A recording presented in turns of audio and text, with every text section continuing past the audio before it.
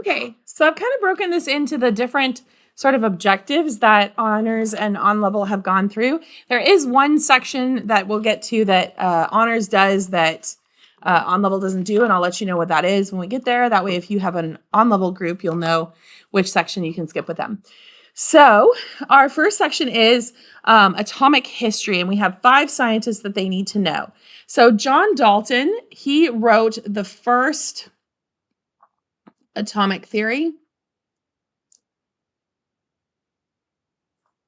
He was doing experimentations with gases. His model was the billiard ball model. It was just a sphere. Just a straight sphere. Okay? And the key thing for them to know here is that it is the first theory that was based on scientific evidence. So, as far back as 450 BC, there's actually the word atom comes from atomos, which was from Democritus of Abdera in 450 BC. So there was this idea of the atom going thousands of years back, but it was a thought. It was a philosophical idea. John Dalton was the first to actually use scientific evidence to really hit that. And this was 1803. J.J. Thomson, 1897. His discovery was the electron. He was doing experiments with the cathode ray tubes. He discovered that when you pass an electric current through a gas at low pressure, it would create this beam of light. And he realized that this was negatively charged because when he held a positive side of a magnet up against it, it would move towards it. When he held the negative side, it would move away. So that led him to the conclusion that it was the electron. There was a second experiment called the oil drop experiment that Millikan did that helped him figure out how big it was. And he realized it was 1,000 times smaller than the atom. So what he did is he took Dalton's model. So he also had a sphere, but he said that the whole sphere is positively charged, but then you have these little negative chocolate chips kind of spread out that are the electrons. So his model had the whole ball is positive, but then you have these little tiny particles in there that are negative. So Dalton's model said that the atom was the smallest thing. We now know that the atom is no longer the smallest thing. Okay, there are subatomic particles smaller than an atom. Okay, Ernest Rutherford, 1911, he discovered the atomic nucleus. Now, you got to be really careful here because a lot of kids will be like, he discovered protons and neutrons. No, he didn't. He did not. Moseley discovered protons, and Chadwick discovered neutrons, and that came later. Rutherford's conclusion was based on the idea that he threw alpha particles at gold foil. And he expected, based on Thomson's model, he expected they would go straight through because the positive charge here is so dispersed that those positively charged alpha particles wouldn't really be affected by it. What he found, however, is that most of the time they went straight through like he expected, but very consistently, every so very, very often, one of them would ricochet back or even bounce back in his face. So he concluded that there was some very dense, hard, positively charged substance in the center. So this was the gold foil experiment.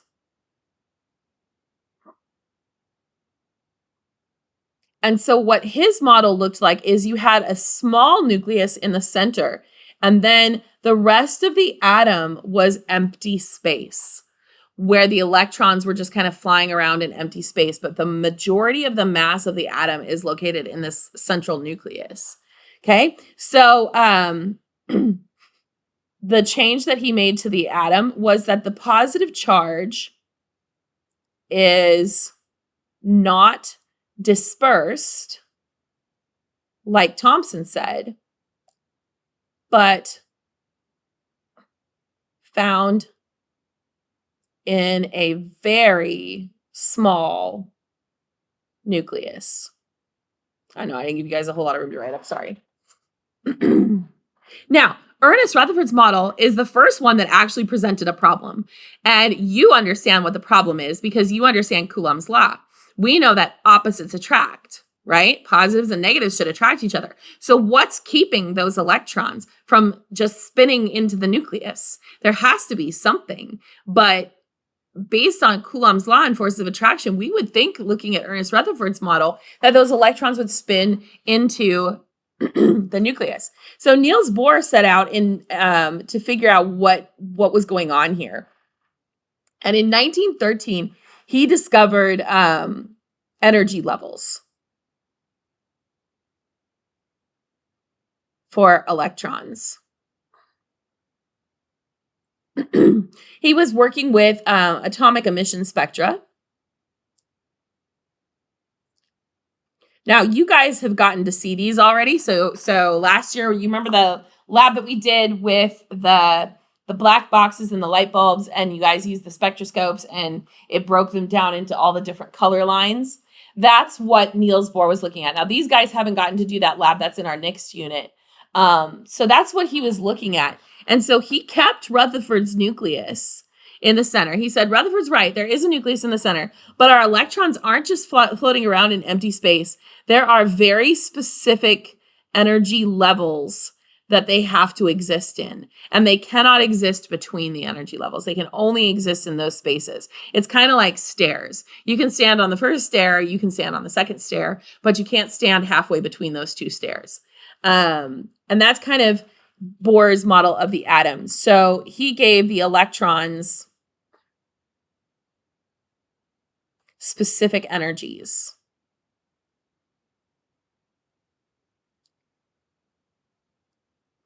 Not just free moving. So then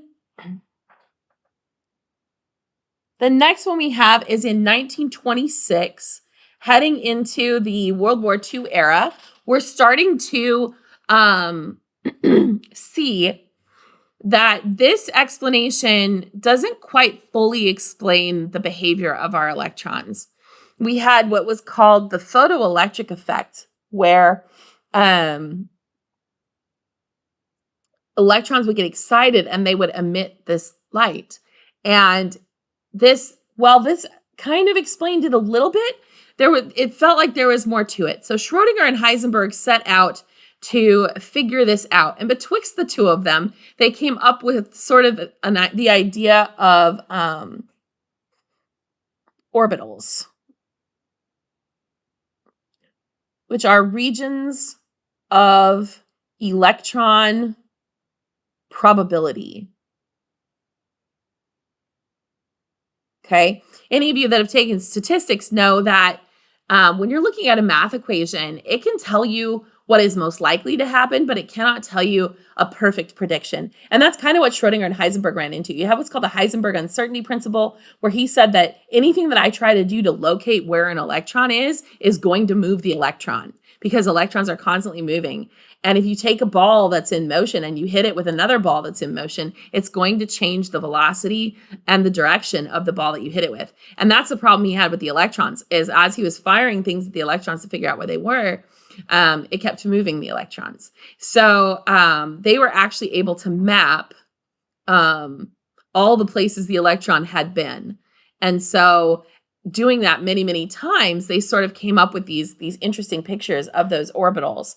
Schrodinger was able to calculate a mathematical equation that is very complex that allowed him to sort of predict the shapes of all of these orbitals. So they were looking at, they did quite a number of experiments, all said and done, but they were looking at the uncertainty principle.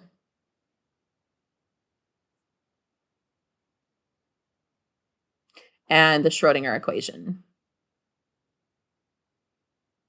If I can spell that. There we go. So the uncertainty principle and the Schrodinger equation. So they kept the nucleus in the middle with its positive charge, but they gave us these kind of three-dimensional orbitals, and y'all have seen these in great detail. The honors kids and on-level kids have really only seen pictures of it. We're going to kind of be building that in our next unit. So electrons move chaotically within regions of probability.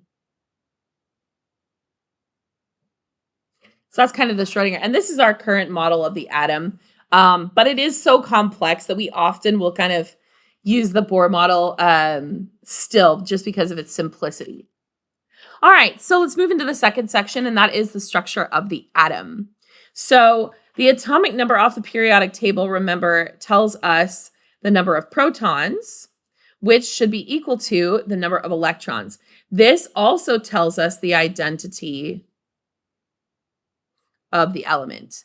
So chlorine is always going to have an atomic number of 17. If something has an atomic number of 17, it has 17 protons. That is always chlorine. Now, you know, they don't know this yet. You know that the electrons can change, but and it still be chlorine. It just becomes a chloride ion. But the protons are what has to be consistent. So they can determine protons and electrons based on atomic number. The mass number is the mass of the nucleus. So it is the number of protons plus the number of neutrons. This should always be a whole number because you can't have a partial proton or a partial neutron. Okay, so these are numbers like 36, 25, etc. So to find the number of protons, you're going to look at the atomic number. To find the electrons, you're going to look at the atomic number, or if you don't have that, the number of protons. Okay, to find the neutrons, okay, this is a little trickier because a lot of kids want to take the number off the periodic table, that average atomic mass, that messy decimal number, and they want to round it and try to find the neutrons from that. That is not what we do. We have to be given the mass number for the specific isotope, okay? So to find the neutrons, we're going to take the mass number minus the atomic number, and that gets us the neutrons. And that's because the mass number is protons plus neutrons. The atomic number is protons. So if we want to know the neutrons, we just subtract the protons out of the mass number, and that should get us the number of neutrons. All right. Nuclear notation is going to be the mass number, and again, that should be a whole number, over the atomic number, and then you have the chemical symbol. So for example, if I had a chlorine 37 isotope, I would put the 37, that's the mass number, over 17, that's the atomic number, and then the symbol Cl for chlorine. That same isotope, if I want to write it in hyphen notation, I write out the name of the element, chlorine, sorry, lights are on a sensor. I write a hyphen and then the mass number, so that top number, 37. And then to identify the element, you look at the number of protons, which is the atomic number. So if we're trying to figure out what element this is, you look at the atomic number. Okay? What is an isotope? They are atoms of the same element. So if they're the same element, then they have the same number of protons, but differ in mass because they differ in neutrons. So for example, there are two isotopes of chlorine. There's chlorine 35 and there is chlorine 37. They both have 17 protons. Okay, they both have, the same number of protons, 17, but you'll notice that chlorine 37 has 2 more neutrons than chlorine 35. Okay,